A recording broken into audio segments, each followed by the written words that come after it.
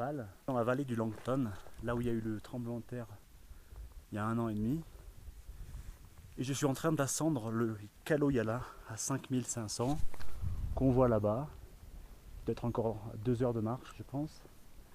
Et voilà, c'est pas super technique, mais c'est assez fatigant, il y a pas mal de cailloux. Et puis là, on commence à aller au-dessus de 5000, donc pour la respiration, je sens que c'est un peu plus dur.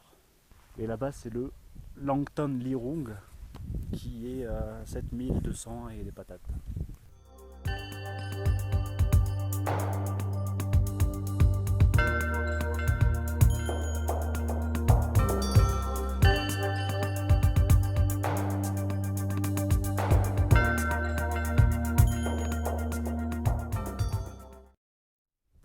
Pas technique, c'est vite dit. Hein.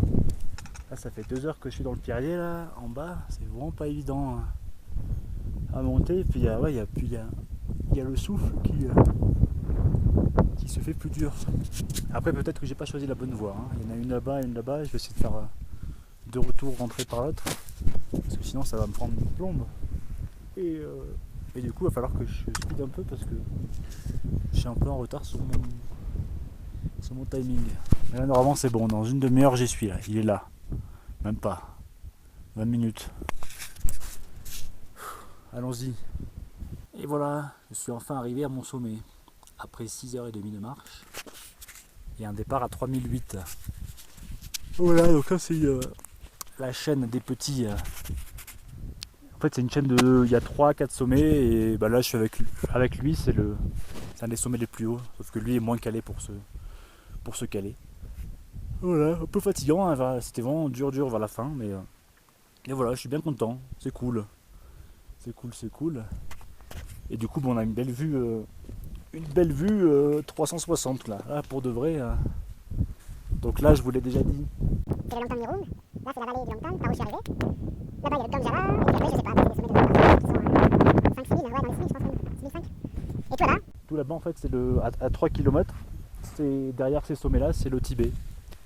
Le Tibet ou la Chine, selon comment on l'entend. Et puis c'est bien quoi, et c'est bien, et là du coup, on va devoir passer par la crête ici, aller sur ce sommet là, aller sur un autre sommet et redescendre. C'est pas encore fini et ça a l'air un peu tricky ça. Ça c'est l'étape la plus dure limite. Quand les jambes elles commencent à fatiguer et que c'est raide comme ça, et il faut descendre. Ben voilà, c'est ma faute, hein. T'avais qu'à pas être là. Il faut assumer, hein. Il faut monter, il faut descendre. Ça va bien se passer. Quelques mètres et puis ça va. Allez.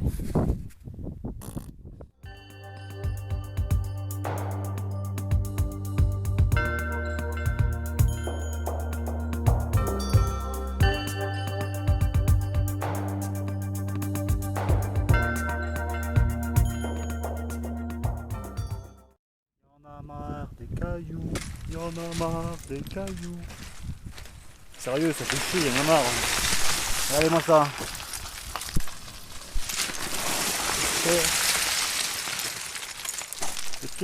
Les pierres, ça roule.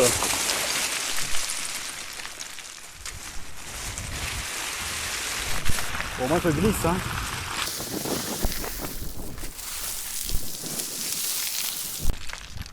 Bah, c'est vrai que je suis tout seul et qu'il n'y a personne en bas, hein. Ça serait plus chiant. Bon allez, il me reste encore 200 mètres de cailloux en descente. Et après il y aura des cailloux plats. Et après ce sera fini. Ce sera le retour dans la garrigue. La garrigue du Népal quoi. Il y a vraiment ras le cul des cailloux. Je viens de tomber. Ça va, je me suis pas fait trop mal, je me suis fait un au genou mais ça aurait pu être plus grave. Je rajoute un petit bleu. Ouais, c'est long, hein. C'est bien quand on est au sommet, mais là après, quand il faut redescendre, putain, sérieux, regardez-moi tout ça quoi, les cailloux de partout. Casse les couilles.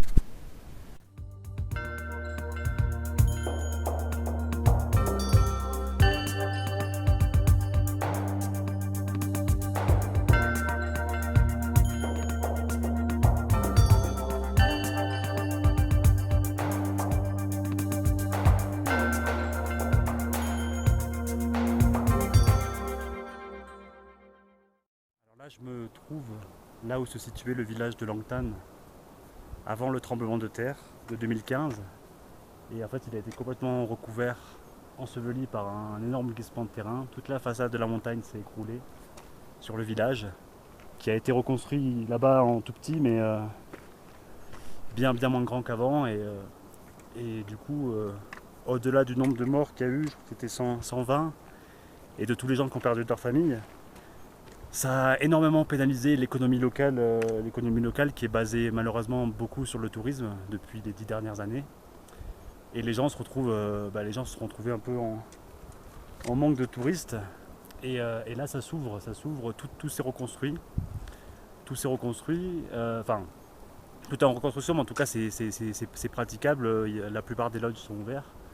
Donc, si vous venez au Népal, je vous invite à venir faire un trek dans la vallée du Langtan. Il y aura bien moins de monde qu'à l'Annapurna et à l'Everest. Et puis, comme ça, vous supporterez l'économie locale. Et les gens qui sont en manque de touristes, il y a beaucoup trop d'offres pour trop peu de demandes. Voilà, et puis c'est super beau, il y a plein de choses à faire, il y a plein d'options différentes. Instant truc et astuce de Gus, je vais vous montrer comment j'ai bu pendant cette semaine de trek au Népal à l'aide de cette paille filtreuse d'eau que j'avais achetée avant le voyage, qui ne m'avait pas beaucoup servi avant et qui là pour le coup m'a bien servi et qui m'a évité de me trimballer de l'eau tout au long du truc, parce que du coup je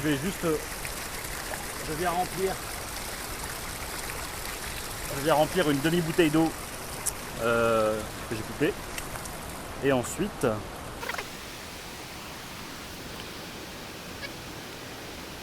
je viens boire directement l'eau dedans, comme ça, avec la paille, en aspirant bien.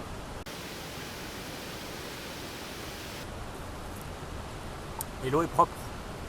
Tout ça filtre bien, ça évite de boire des petits étards dans les rivières et toutes les petites impuretés. Et voilà, et ça évite de se trimballer avec des bouteilles en plastique qui finissent dans la nature, et ça évite de prendre des comprimés, de purifier l'eau avec des comprimés qui laissent un goût de chlore et qui font comme si on buvait de l'eau de la piscine. Voilà, petite astuce, c'est bien pratique.